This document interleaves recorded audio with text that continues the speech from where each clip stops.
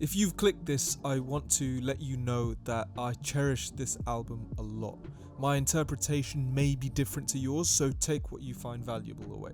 Also, please note I do go into a fair amount of detail for each track, so please watch this if you actually want to learn about each of these tracks and not just be entertained. Again, much love. I've split this into 2 parts so I can give each of these songs justice. Inside Outside is the opening track, which introduces the audience to the personal struggles of Malcolm, to drugs, and yes, this is a common theme throughout, and a lot of his tracks across the whole of his discography reference this.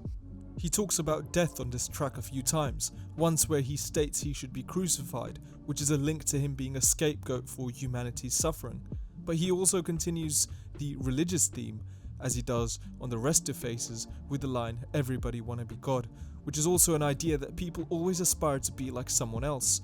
The truth is, you should look at yourself for the key. I'm a big fan of Here We Go. The opening intro is from the Kingdom of Heaven movie in 2005. It's uplifting and motivational. It's a message to stick to your own ideals. Max also got a line here where he feels the modern sound of hip-hop feels outdated.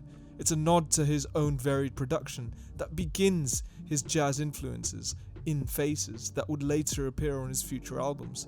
Temptation, Victim to the Church of Lucifer, could be a parallel on how he's fallen from grace, but also seeing as how Lucifer was in control of music in heaven, it could also signify his comfort with his own sound.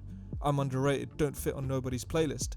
Again, a repeat of his confidence, but also his unapologetic style. Friends as a track was also co-written by Schoolboy Q and is self-explanatory. It's an analysis of those around him. He has that note about jokers who subtly add chaos to his life. He also refers to the Roots' classic song Things Fall Apart, a reminder on not letting fame get to his head. In the second and third verses, he states his music is relatable to those who are under similar narcotic effects, one which has distorted his own worldview. Angel Dust could be seen as the sequel to the previous track Friends, as he opens with the line, "Writing on writer's block, haven't slept in days." Also, the line, "I'm in your head like Freddy Krueger," expands on the notion that his music is so good it plays in your subconscious, just like how Freddy Krueger killed his victims in their dreams in Nightmare on Elm Street. The fact he's not celebrating while other people are could also be a nod to the fact that his life is different than what it could be, and maybe even what it should be. "What I do should not concern you." The line in verse 2 is quite surprising. It's a nod to how many people are often under the influence, and yet they don't get the help that they need. Malibu, while similar in theme to the last 2 tracks, has some nice references. One is to Detox, the unreleased Dr. Dre album. The quote, "I might die before I detox," referring to how he'll likely never hear it and never did. The Heisman Award is only reserved for top American football college players. The line "Heisman hopefuls all grown up to be cops" may be a line which states how people when young have aspirations, but then as they grow older, they settle for more realistic thoughts and ambitions. One line that's super important in retrospect, almost feeling like foreshadowing, is "I'm recording like I'll die tomorrow," a statement on how he is constantly working despite his addiction problems. Verse 2 in this track has references to Biggie's "More Money, More Problems," the paradox of how increasing wealth and power don't eliminate problems, they just create new ones which are far more complicated to deal with. This could be the reason Mac references death so much. He's experiencing a lot of these complicated problems himself, and it's difficult for normal people to relate to, hence his turn to drugs. Track 6 starts with Sir Michael Rocks, a fellow American rapper, have a reference to the famous philosopher René Descartes. The line, "Man, I think so, therefore I am," is talking about how the only thing René could prove was that his thinking was real, like that his thoughts in his head was real, and that therefore, because of this, he was also real. This is relevant to later in Mike's verse where he says the only person he can trust is his brother. Fame has distorted his own sense of reality. He doesn't know who he's looking out for him and who isn't, so he turns to his brother. Verse 4 by Mac is important because he says, "Never lose your mind, cause insanity is brutal. A potential thought to how losing a sense of self can cause you serious, irreparable harm."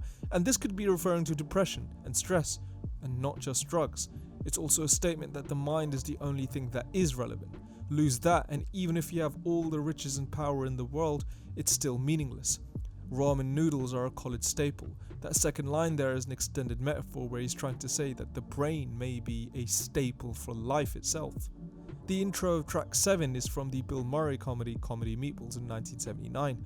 The movie quote returns to the aspect of nihilism because we all die, no matter how rich or how poor, no matter how successful or how unsuccessful. Mac is sort of telling the audience here that the world shouldn't be taken too seriously, in that everything can be metaphorically compared to a dream almost.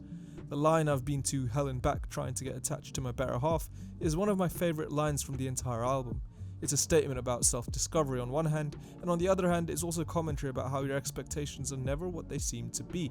This line could also be a link to the line that you should never meet your heroes. If you idolize something or someone, you have a chance of automatically being disappointed.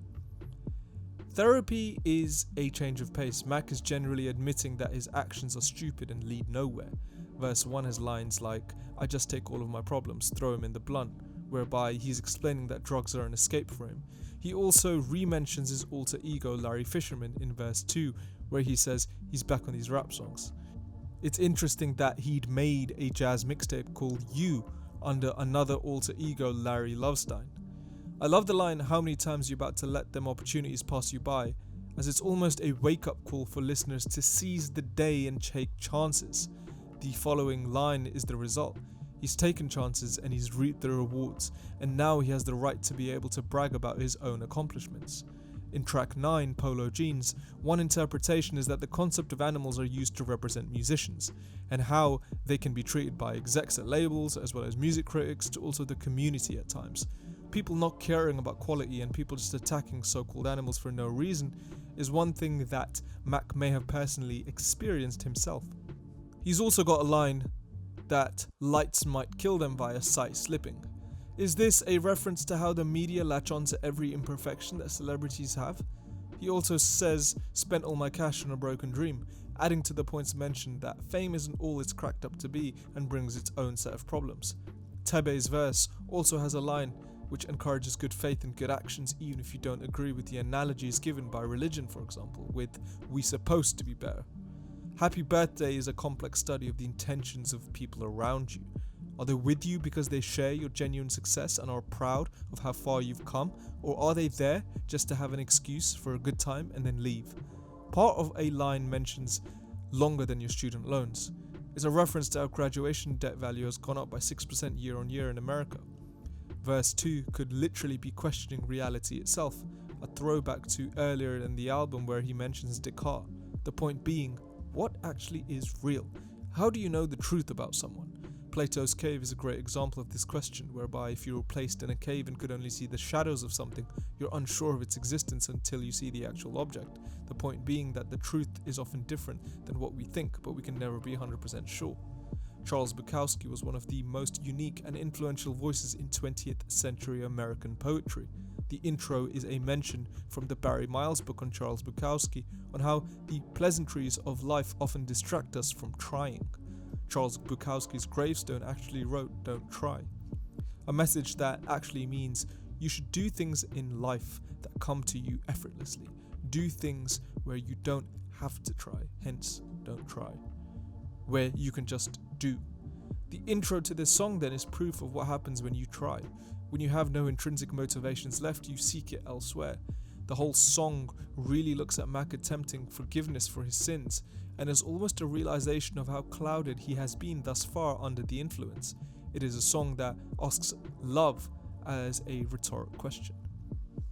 Mac reminisces about life on this track and how fragile we are. We could be living happily one day and gone the next. No matter how much you plan for the future, you're always one event away from ending it all. He talks about his childhood in the first verse. "My bicycle fell, I hit the road, the mailman almost hit me." An example of how he nearly lost his life. He later on even admits he forced abortions that he was the cause of, which is also a reference to the track title itself, aka Funeral.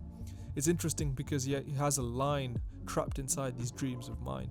It's potentially a way for him to say that he thinks life is but a dream and that he didn't expect so many issues to crop up as he was freed of his own responsibilities due to his newfound riches and fame.